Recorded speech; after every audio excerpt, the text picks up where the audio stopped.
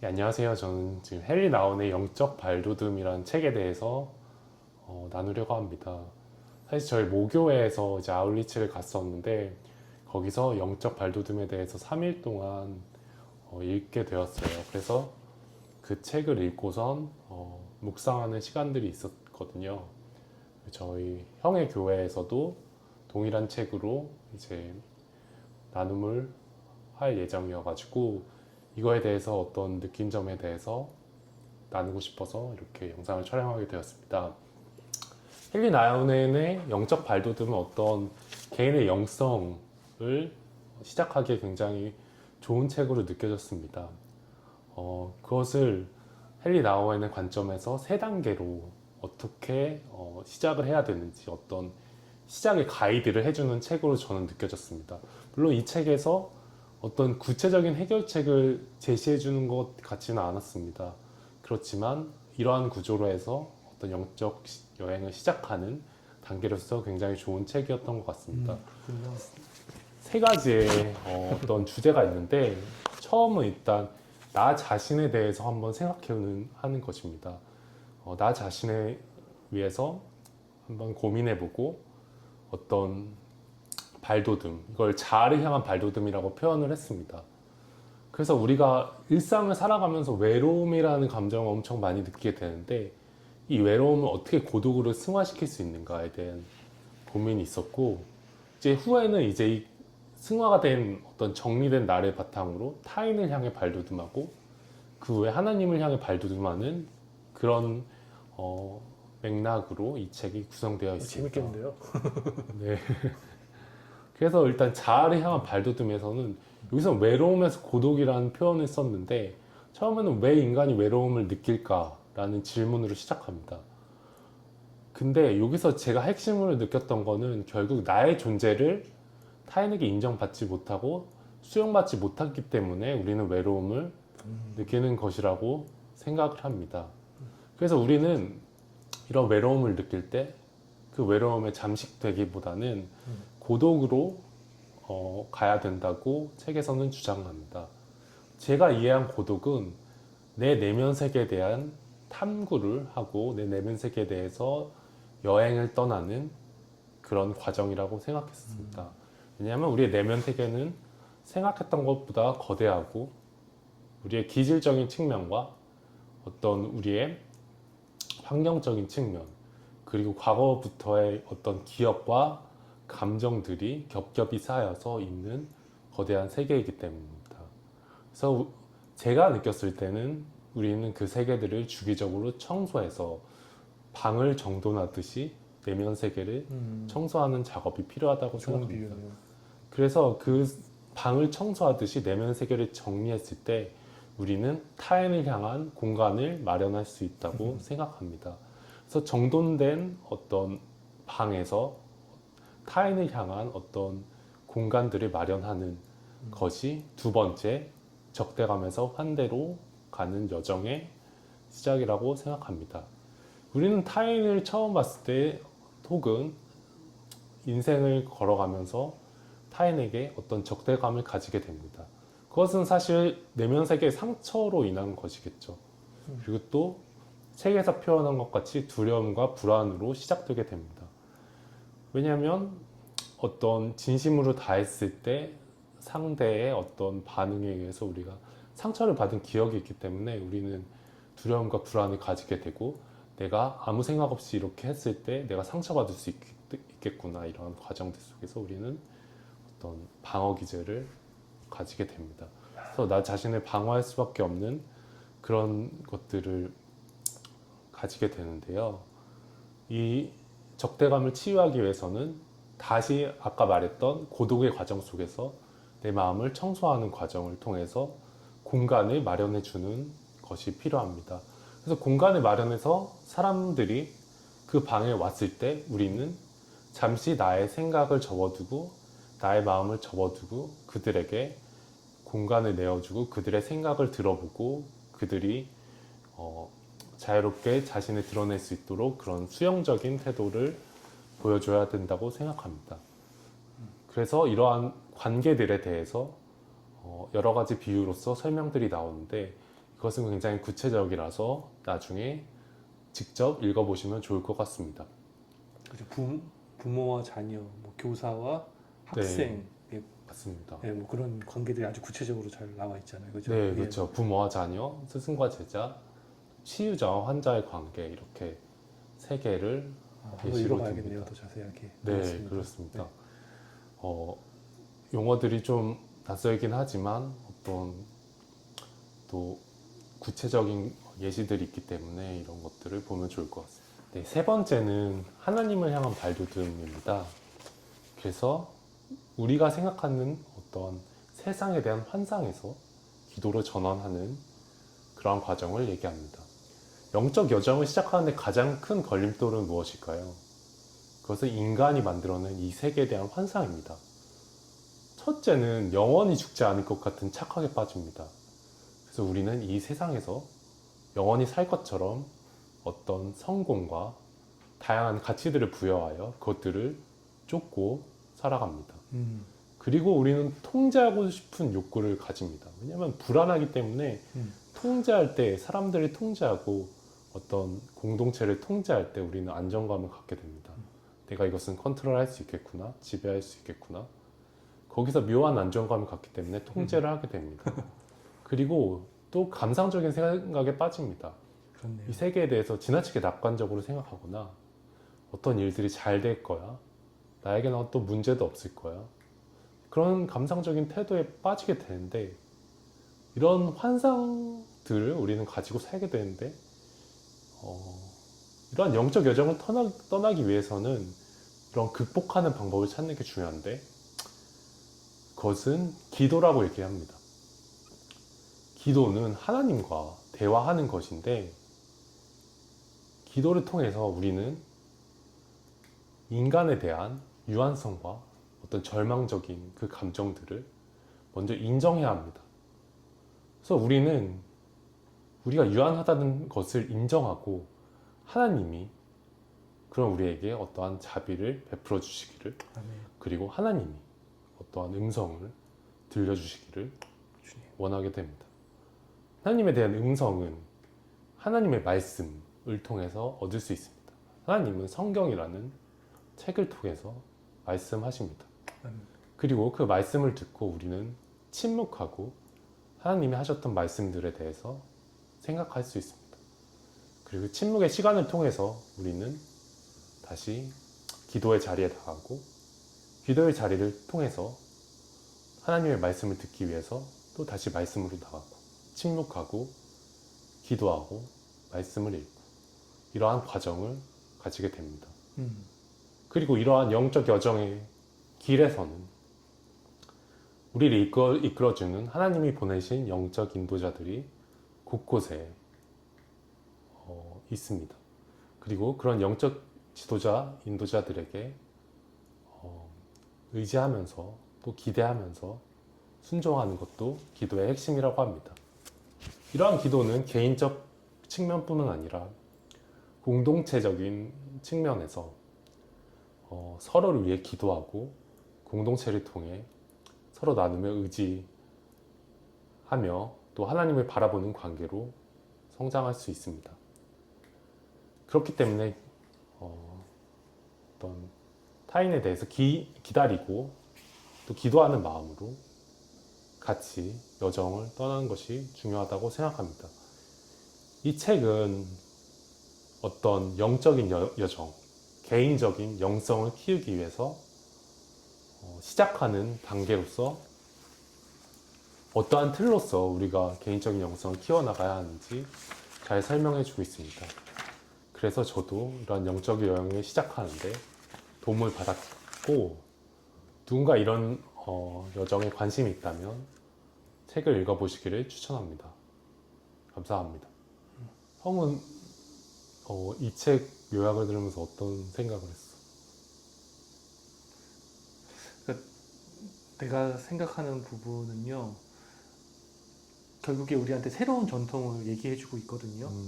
근데 그 새로운 전통을 소개하면서 어떻게 보면 새로운 묵상과 기도와 실천을 어떻게 할 수 있을지 이 책이 굉장히 어떻게 보면 경험적으로 설명해 주고 있고 또 우리를 매료시키는 거는 관계적으로 신앙을 아주 잘 설명해 주고 있다는 거. 그래서 그 부분 아주 잘 정리해서 설명해 주신 것 같아서 저는 네. 잘 들었습니다. 네. 예. 새로운 기도를 해보고 싶다. 예. 나도 좀 기도 생활을 다시 해야겠다. 그래서 좀 새로운 삶으로 내가 도약해야겠다. 발돋움해야겠다. 그럼 기도는 어떤 그렇게 식으로 그 실제적으로 어떻게 하면 좋을까요? 기도를 어떻게 하면 예를 들면 바쁜 일상을 보내고 집에 와서 어떻게 기도하면 좋을까요? 그러니까 결국에 이 책의 시작은 그러니까 이 책은 심리학적인 거에서 시작하잖아요. 네.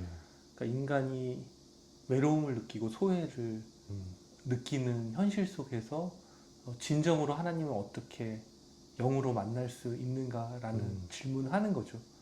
그럴 때 교회에서 강조하는 건 뭐냐면 통성기도. 막 부르짖고 기도해요. 그러니까 이것이 우리의 깊은 곳을 터치해 주냐는 질문을 좀 해봤으면 좋겠는 거죠. 그리고 우리가 꼭 교회 가면 또 뭘 훈련받냐면 중보기도를 훈련받아요. 그러니까 철저하게 타자를 위해 기도하는. 예. 근데 이 책에서 내가 제일 인상 깊었던 그 구절이 하나가 있는데 이런 구절이에요. 56페이지인데 내 삶의 결정들이 주변의 변화의 요구에 대응하려는 행동인가? 자기 중심으로부터 우러나오는 행동인가? 이거에 대해서 좀 질문해보고 싶은 거예요. 그 많은 경우는 통성기도가 마치 뭐 한풀이처럼 그냥 내 감정을 토해내고 끝나는 거예요. 그런 것은 아닌지 다 그러진 않을 거예요. 그러니까 깊은 중심을 못 건드리는 거예요. 그 의식화가 안 되는 거예요. 신앙이. 그리고 통성기도도 그냥 그 원칙에 맞춰서 기도하는 거예요. 시작은 그렇게 할 수 있어요. 또 틀이 필요해요. 근데 그게 진정으로 내 깊은 곳에서 그의 절망을 나의 절망, 그의 고통을 나의 고통으로 느끼지 않는다면은 그 증보 기도가 진정으로 연대를 만들어낼 수가 없거든요. 나는 신앙이 우월해서 타자를 위해 기도하는 사람. 그럼 그게 환상인 거예요. 그러네요. 그래서 판단하는 거예요. 아, 저 사람은 저래. 저는 기도를 안 해. 그래서 도리어 어떻게 보면 신앙의 열정이 왜곡이 돼서 어떻게 보면 나의 의를 위한 도구로 사용되는 그러네요. 그런 걸 우리가 너무 많이 경험하잖아요. 그래서 처음에는 막 너무 교회가 좋아 이러다가 막상 들어가 보면 이면을 보고 상처를 받잖아요. 다 그런 경우 맞아요. 몰라 좋은 교회들이 많을 거예요. 많이 근데 내가 오해하는 걸 수도 있어요. 그런 굉장히, 과정을 예. 거치죠. 예. 근데 만약에 그러니까 우리가 이걸 겪는다면은 이 이후에 어떤 기도를 할 건가라는 질문에 이건 답한다고 생각해요. 그러면 자기를 들여다보는 거죠. 네. 그러니까 첫 번째로 중요한 거 여기서 뭐라고 하냐면 어쨌든 이 책은 기도 안 하는 사람을 위한 책이 아니에요. 정기적으로 기도 안 하는 사람 이 책을 볼 필요 없을 수도 있어요. 좀 냉정하게 말해서. 내가 부르심 안에 살고 싶은 사람은 이 책을 좀 봤으면 좋겠다고 생각해요. 근데 네. 그 부르심의 시작을 뭘로 하냐면 말씀을 새롭게 읽는 겁니다. 근데 저는 말씀을 읽을 때 이 책을 읽으면서 어떤 결론을 내냐면 머리에서 가슴으로 읽어야 돼요. 머리에서 가슴으로. 그러니까 처음에는 좀 비판적으로 읽을 필요가 있어요. 그러니까 기존의 본문을 당연히 받아들이는 게 아니라 네. 목사님이 얘기한 걸 당연히 받아들이는 게 아니라 한번 좀 다르게 보는 이 본문의 진짜 의미가 뭘지 한번 내가 찾아보는 그런 차원이 필요하고 그 충분한 숙고가 이루어진다면 그 숙고 안에서는 마음으로 기도해야 돼요. 그대로 주님의 말씀을 원석을 찾았다면은 이제 그대로 받아들이는 필요가 있는 거죠. 근데 두 번째 침묵은 뭐가 필요하냐면은 말씀을 규칙적으로 묵상하는 게 영성의 목적이 아닌 거예요.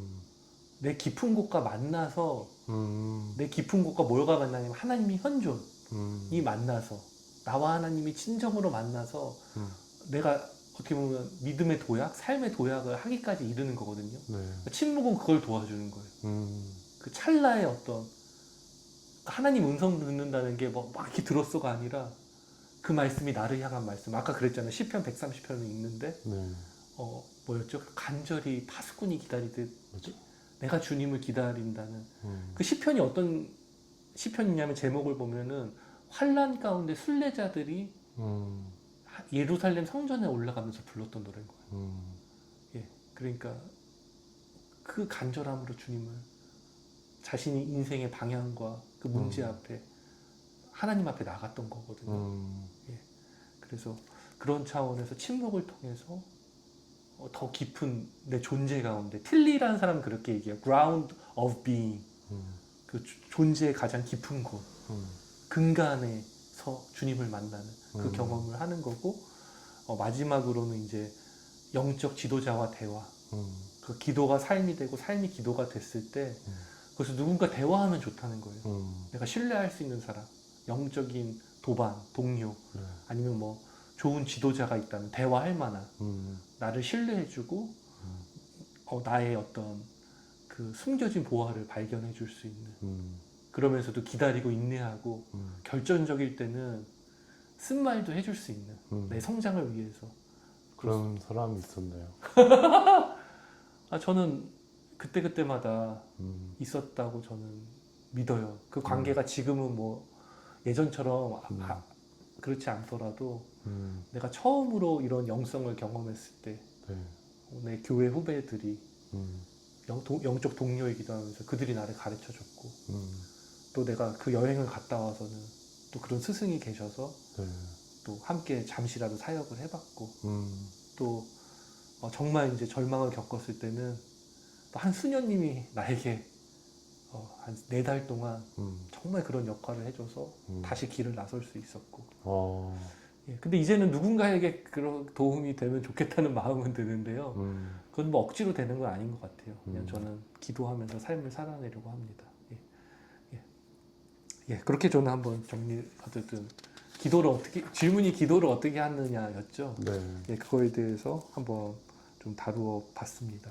우리 서로 그냥 자연스럽게 한 가지씩만 질문하고 답하고 그렇게 해보면 좋을 것 같네요.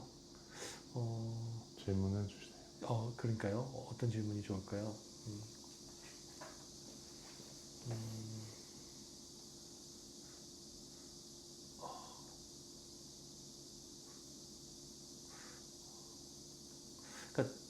그러니까 이 책에서 나는 제일 재밌게 본 게 그 안나 까레리나 그 영화를 소설이지 원래는 소개를 해줘요.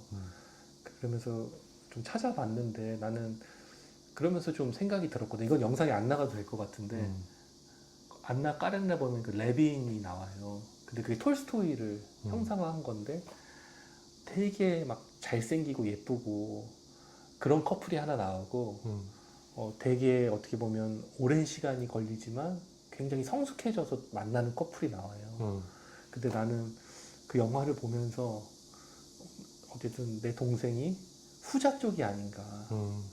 그러니까 서로 우여곡절을 겪지만 결국에 굉장히 성숙한 걸 경험하는 이제 그런 모습을 보면서 그래서 나는 그걸 물어보고 싶어. 이 책이 좀 어떻게 보면 또 새로운 누군가를 만나고 또 새로운 직장 생활을 하고 좀 어떤 의미가 될 수 있고 어떤 실천이 될 수 있는지 한번 물어보고 싶습니다. 생각이 났어. 그래서 하여튼 재밌었어. 근데 그걸 보면서 나는 생각이 났어요. 일단 이 책은 어떤 저에게 위로가 됐었는데, 네. 그러니까 관계적인 거, 뭐 일에 대한 것도 그렇고 어떤 위로가 되는 측면이 뭐냐면, 저는 일단 내향적이라서 이렇게 다수가 있을 때 막 적응을 잘 못하는 편인데, 이제 그렇게 되면은 좀 사람이 위축이 되거든요. 그래서 이제 나는 좀 자연스럽게 잘 어울리고 싶은데 그게 쉽지가 않다. 근데 이게 아주 어렸을 때부터 느꼈던 그 낯선 상황에 대한 어색함이 아직도 극복이 안 됐구나. 이런 것들이 좀 힘들게 다가올 때가 종종 있어요. 근데 이 책을 통해서 나는 영적 여행을 했었나라고 봤을 때 저는 누구보다 풍부하게 영적인 여행들을 했고, 내 내면 세계에 대해서 또 나라는 캐릭터에 대해서 그러니까 타고난 캐릭터부터 어떻게 성장되어 왔는지에 대해서 굉장히 고민을 많이 했던 것 같아요. 그래서 그 부분에 있어서 저는 좀 남들보다 내 내면 세계에 대해서 탐구를 했고 그것들이 그 시간들이 힘들었고 그랬지만은 또 실질적으로 어떤 관계를 뭐 어떠한 관계든 맺는다던가 그걸 유지하고 지속시키는 데는 굉장한 도움이 되었던 것 같고 그래서 내 여정들이 의미가 있는 것이었구나 좋네요. 그런 것들이 있었고 그래서 이렇게 풍부하게 그래도 고민해본 그런 시간들 속에서 내가 사람에 대해서 이해가 깊어지고 나에 대해서 고민을 하고 타인에 대해서 함부로 재단하지 않고 타인의 생각들에 대해서 배우고 또 존중하고 그러한 기반이 마련되었구나 그런 좋습니다. 것들이 좀 위로가 되었던 것 같습니다. 너무 좋습니다. 그게 또 우리가 이렇게 중간중간마다 이렇게 만났잖아요. 하늘 한 조각 교회, 담습 교회. 그 뭐 연관이 없을 수도 있지만 그래서 그 여정에 함께하면서 나도 어쨌든 이런 고백을 이제 하면서 네. 또 우리가 또 각자의 길을 걸어가니까 굉장히 의미 있는 것 같아요. 맞아요. 그 순간의 여정들에서 우리가 같이 그런 나도 그런 확신이 있거든요. 네. 내가 걸었던 이 여정들이 굉장히 의미가 있다. 네, 그렇게 고백해줘서 저는 맞아요. 기쁨으로 받고 싶고 네. 나의 일부로 받고 싶습니다. 네. 나한테 질문 마지막으로 하나 해주고 마무리하면 안 될까요? 한국 교회에서 어, 이러한 생각들을 어떻게 적용시킬까 하는 고민이 있잖아요. 근데 네. 저는 좀 이번에 가능성을 봤거든요. 아우리치 모교회에서 갔다 와서 모교회에서도 똑같은 형태로는 아니지만 목사님이 추구하는 그 형태들을 좀 구현을 했단 말이에요. 떼제 기도를 했나 보네요, 그죠? 그러니까 일단은 책을 3일에 나눠서 읽고 그거에 대해서 읽고 나누는 시간을 가졌고 기도할 때도 목사님이 하시는 방식대로 좋죠. 말씀 시편 하나 가지고 그냥 조용히 묵상하는 시간들을 가졌거든요. 좋습니다. 그래서 제가 생각할 때는 지금의 전통들이 있지만 어쨌든 본인들이 이제 나이가 더 들고 어떤 기반이 되었을 때 이끌 수 있는 그런 사람들이 됐을 때는 또 그런 것들을 시도해 볼 수 있는 여건이 될 거라고 생각하는데 그래서 저는 그런 것들이 지금은 당장 힘들지 몰라도 차차 이제 맞아요. 그런 시대가 이제 기존의 전통들에서 이제 이러한 문화들을 경험한 사람들은 충분히 가능성이 있다고 생각을 하는데 어떻게 생각하시나요? 그러니까 어쨌든 뭐 젊은 목회자들이나 좀 새로운 걸 추구하는 목회자들이 기존 교회 안에서 그런 시도를 하는 건 의미가 있고요. 네, 되게 좋은 시간이라고 저는 생각하고 제가 그걸 뭐 평가할 수는 없는 것 같아요. 대신 저는 제가 생각하는 거는 어쨌든 이제 저는 이제 가평으로 돌아가니까 가평에서 어쨌든 이제 내가 시골집이 하나 있고 장사하는 공간을 하나 이제 만들려고 하잖아요. 그러니까 그걸 통해서 저는 이제 그런 걸 하고 싶은 거죠. 좀 카페는 대화의 공간이고 우리 집은 모르겠어요. 이제 원래는 그냥 가정집이니까 그러긴 하지만 뭔가 좀 어떤 좀 다른 걸 느낄 수 있는 공간으로 그리고 방 하나 정도는 손님한테 내줘서 좀 고요하게 지낼 수 있는 그런 공간으로 좀 사역을 해보면 왜냐면 또 도시에서 못하는 것들이 있거든요. 맞아요. 예, 왜냐면 또 원래 이런 전통들은 완전히 물러나는 전통이에요. 리트릿하는 전통이에요. 아예 그냥 세속을 벗어나서 기도에 전념하는 전통이기 때문에 그러니까 소개해주고 짧게 경험하는 정도고 또 그런 걸 통해서 또 굉장히 느끼는 게 많을 수 있고 어떤 사람들은 필요한 사람들은 또 그거를 좀 더 이제 좀 전문적으로 나도 이제 하고 싶은 건데 예, 근데 이제 어쨌든 현실적인 형태로 그렇게 한번 이제 해보려고 하는 거고 네. 네 그래서 그런 게 어쨌든 상호 이렇게 교류가 되면 좋겠다라고는 네. 생각을 합니다. 예. 새로운 길을 응원합니다. 응원합니다. 네. 우리 한 마디씩 이 책에서 느낀 거 하고 마무리하면 어떨까요? 이 책을 한 줄 평. 저는 영적 여정의 시작이라고. 아, 영적. 여정의 시작을 가이드해주는 책이라고 합니다. 생각. 아, 그렇군요. 좋네요. 네. 예. 나는 새로운 시선으로 곱씹어 본다면 내가 알지 못했던 영적 보물을 찾을 수 있는 책. 오, 네, 그렇게 좋네요. 좀 마무리하고 싶습니다. 네. 예. 약간 이동진 영화 프로처럼 마무리하게 됐는데 하여튼 수고 많으셨고 네. 또 다음에도 이런 기회가 한번 또 있었으면 좋겠습니다. 좋습니다. 마치겠습니다. 고맙습니다. 감사합니다. 좋은데?